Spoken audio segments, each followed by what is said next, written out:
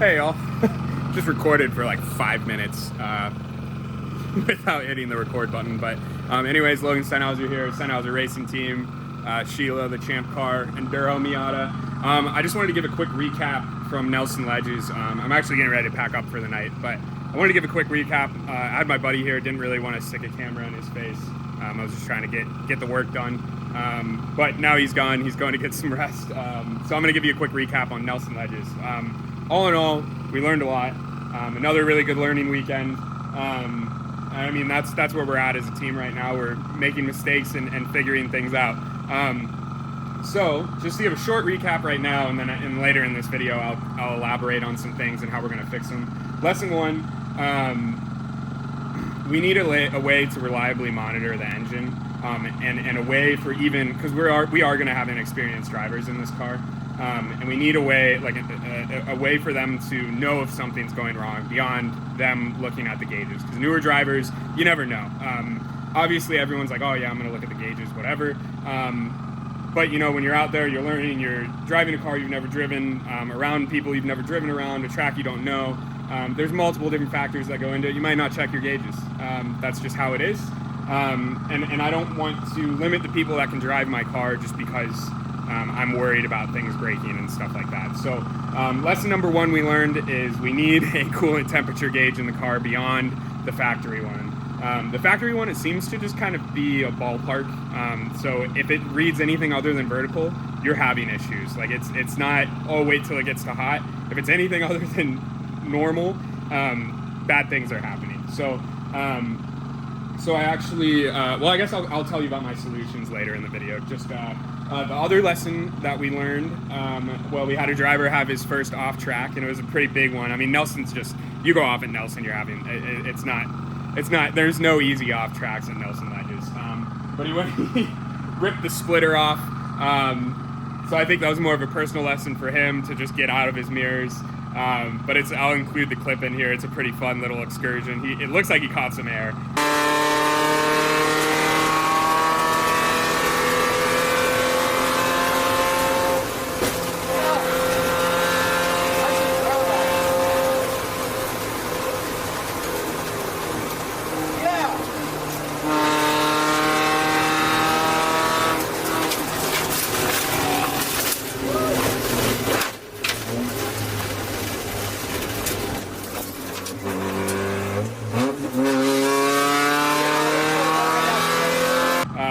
But we lost the splitter that way. And then the third lesson is just have spares on hand. You know, we lost an engine at Nelson, unfortunately. Again, you know, we learned the lesson there. And we couldn't get back out on track just because we couldn't find a spare motor anywhere. It unfortunately ended our weekend. You know, if we had a spare motor with us, we could have thrown it in the car. It would have taken all day, but we had all day, you know, and then we could have gotten back out on Sunday. But because we didn't, we couldn't find one. We had to pack it in, which really sucked. And then we scrambled, you know, these past 2 weeks to get a motor as quickly as possible, which costs us even more money because, you know, we're not finding a good deal. Again, those are kind of the three main lessons. We need to monitor the engine and have a reliable way to monitor the engine. We need to keep the car on track and not watch our mirrors. We need to have, you know, a good amount of spares. And what we learned is we're keeping a spare engine on us. The engines in these cars aren't that big. We've got an enclosed trailer. I have enough, I mean, I have an engine sitting in the back with a hole in the block. I can replace that with a good engine. So, you know, keep a spare engine on hand. That's what we're gonna do moving forward. So, to give you more of a recap into our weekend, so exactly what happened with the engine, we lost our alternator our alternator belt. It had been squealing for a while, but it had been fine, so I just left it, and I was like, if it falls off, you know, we'll know. Unfortunately, it fell off. Again, we had a newer driver with us, and he had a lot going on and just didn't notice the gauge starting to creep up there. Like I said, it's unfortunate. It is what it is. I don't want to keep new drivers from driving with us. I'd rather build the car to a point of where we can keep, you know, bad things like that from happening. So, like I said, we lost the water pump the alternator belt, which in turn made us lose the water pump. He was actually able to do about 20 laps with no water pump belt. I looked back at the telemetry, which I think's astounding. I can't believe that these cars can run that long without a water pump belt or a water pump. But basically, he pulled it into the paddock and was just like, yeah, there's steam coming out of the hood and it's cranking over really weird. I don't know what's going on. And then, we figured it out at that point. So we thought we were going to get away with it. At that time, we didn't know how long it had been overheating for. We tried bleeding the system, and then we saw exhaust gas coming out. So we were like, crap. But it didn't sound like it was knocking or anything. So we were like, let's do a head gasket, bleed it, see what happens. Did the head gasket. It was like 12 a.m. or 1 a.m., the night before the race, and got everything bled. And then, unfortunately, after the engine cooled down, it then decided it wanted to start knocking. So it was knocking pretty bad, but it was running. So we were like, whatever, we need a new engine. But let's, we paid to be here. We have a good car. Let's head out on track, see what happens. And we actually made it 4 hours into the race, which was way more than I was expecting. I tried to get my other drivers in the car just because I thought we'd make it 30 minutes. But we made it 2 hours. My fueling mod worked, so if you're curious about how to get a Miata to run for 2 hours, check out the prior video to this. I think it might be two videos prior to this. But I talk about a really easy way to increase the capacity of the fuel tank in these things within the ChampCar rules. So, but we were able to get 2 hours of runtime. There was a short code 35, but it was we were not. I thought our fuel mod would work. I didn't think it would work that well. So our first driver got a full 2 hour stint.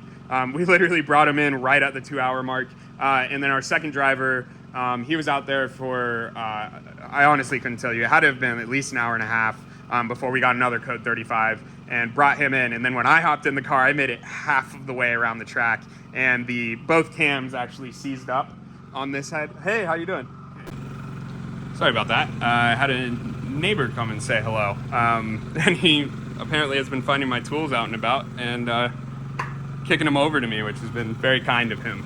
He leaves them by the door for me to find, but seems like a nice guy. Anywho, yeah, so an hour and a half of runtime, which was, like I said, or 2 hours of runtime, which was huge.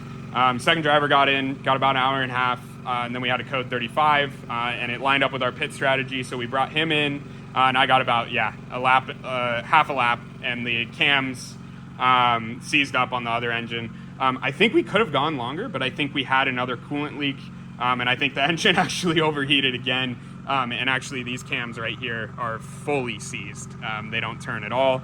I don't think it's because of any oil starvation issues or anything. I think the head's just so warped at this point. At least this is forum posts. This is kind of my thesis.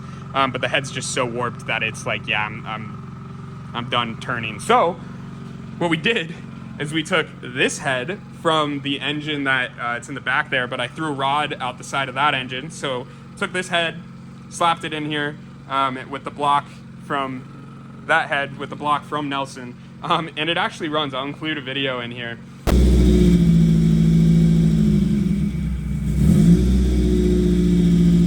Sheila 2.5, baby! Woo!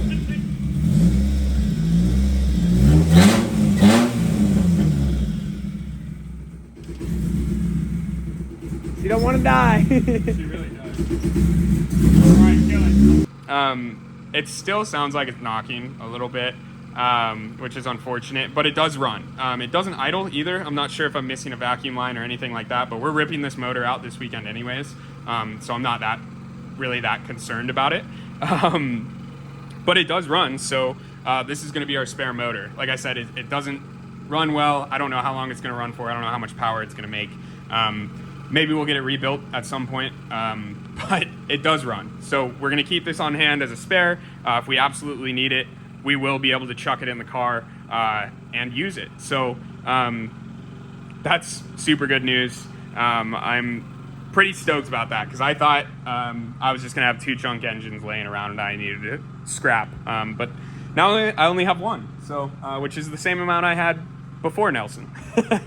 So anyways, but that leads me into my next kind of discussion, which is we we're able to get a new engine. We're actually going to a VVT engine because they have, at least my theory, they have higher compression, so they should make a little more power. The VVT doesn't really matter too much because it only really helps you under, this is my understanding. Someone please correct me if I'm wrong, but it doesn't really help you really at all unless you're under like 3,500 RPM, which we're running a 5-speed, but even then, you know, I can't think of a time that we would be that far down in the rev range. But our plan is to go mega squared at some point and wire up the VVT solenoid. But for right now, we're going to keep the NB1 computer. We're going to keep the NB. So my understanding is you keep the NB1 computer, you run the NB1 coil and fuel system, and then you swap. You could just drop an NB2 engine in here, and it runs like a top. We're going to see if that happens, but that's our current game plan. So we're going to do that this weekend. I've got gauges. I'll show you. Got a bunch of, I got cheap gauges, but gauges nonetheless, from the interwebs, and I'm 3D printing these little gauge pods for them, so they just sit in the dash where the vents are. Really common on Miatas and Miata race cars, but just right in the eyeball vents, you just pop those out, and I'll pop this in, wire everything in there, and that should be good to go. We need to build a new splitter. Again, we had that driver that had that pretty hefty off track, and this is what's left of our splitter, the one I just made in like a video or two ago that I was really proud of. Yeah, this is literally all that's left. Wood gone, stabilizer gone. This is the spare splitter that I made during that same video. I'm glad I did. I'm gonna use this as a template to make another spare. But yeah, we might need to order some more sturdy boys from 9 Lives Racing. I still gotta evaluate that. So splitter, we've got our new gauges. Like I said, we're doing oil pressure, water temperature, and voltage. Oil pressure, if your oil pressure's gone, your engine's already gone. However, water temperature, obviously we can tell if something's wrong, the engine's overheating. And then alternator or voltage, I wasn't originally gonna do because I was like, I don't know. I guess hindsight being 2020, I should have done it anyways. But my thought was, that's like so far from being something that, like being a problem that would hurt the car. But I guess someone did bring up a good point. You know, if your alternator goes and you don't notice, you're gonna get stuck out on track. And then the other point they had was, at least this is what they told me, you'll see your voltage start to drop before your coolant temperature starts to go up, if you lose an alternator belt again. The truth behind that, I don't know. But either way, we're gonna have those 3 gauges in there. And then other people are saying to add a water pressure gauge, so like a pressure gauge for your cooling system, or just a light that'll tell you, again, if the water pump stops or you sprung a leak or something like that, you'll know pretty quick. So that's something else I might look into. But anyways, yeah, that's kind of the recap. I think I should keep this video short just because I'm not actually working on the car. But I am gonna try and film at Chase's this weekend if he's cool with it. I don't know, it might be kind of weird to stick a camera in my friend's face. But if we can, when we're swapping the engine, we might take some video. I was able to secure another, got my graveyard of differential housings, but I found one on Facebook for like $75, so I picked that up. Or I think I gave him 60 for it. So I picked that up. This is an open diff that we picked up at Watkins Glen. I'm just gonna put those two together again, just to have a spare. We're really trying to build our spares catalog. Now that we're racing, we're learning how easy it is to break things. So we're really trying to bring spares with us to the track. The next, really, the last things that I still need to get are just control arms mainly. But yeah, so anyways, I think I already kind of talked about all the lessons we learned. Like I said, fueling mod worked really well. We've locked up an engine, hit a groundhog. That one was, I think I already showed that clip though. If I do this video the way I think I'm gonna do this video, RIP. Broke the splitter, and yeah, it's kind of the main gist of things. So anyways, if you watched, if you're still around, thanks for watching. I'm learning a lot of my friends actually watch these videos every once in a while, so thanks guys. I appreciate you guys supporting me and whatnot. That's really cool. So yeah, I think that's it. I'm gonna wrap it up. As always, leave any questions down below. yeah, like I said, we're still having fun. We're still learning here. We'll be at Mid-Ohio in September. And there's actually a time attack next month I might try and make it to, too. My wallet's getting spread pretty thin at this point with the Watkins Glen incident and a new motor, an expensive new motor. So we'll see kind of how the rest of the season shakes up. But at a minimum, we'll be at Mid-Ohio. So anyway, thanks for stopping by. And like I said, I'll have some more in-depth, longer videos for you here in the future. So see you on the next one. Bye.